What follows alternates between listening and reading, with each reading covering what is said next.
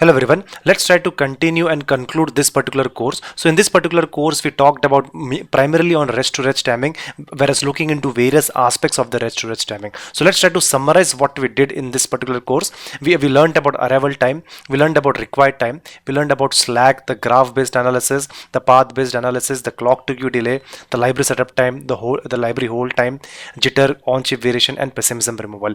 On and whole, if we try to proceed with this particular course, we have learned few things over here. The first thing is that this concepts remains the same for all kinds of analysis we do.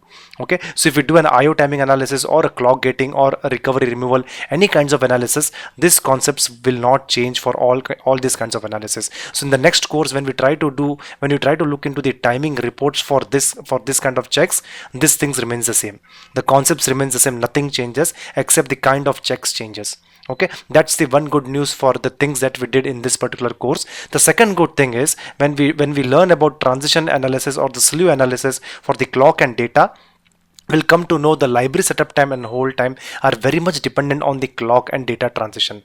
Okay, so that's again a good news. So we need not revise the library setup time and hold time in the next course, while we talk only about the slew analysis and how the library setup and hold time are dependent on the slew analysis.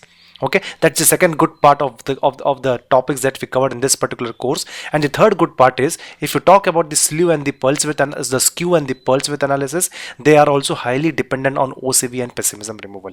Okay, so while we continue with the remaining checks in our next course, these concepts won't change. It is very important to go through this course while you go to the next course. So okay, so this particular course will be continued in the next course with it will be called as static timing analysis part 2. Okay, and I hope you enjoyed watching the videos in the same way we enjoyed making them. Thank you and happy learning.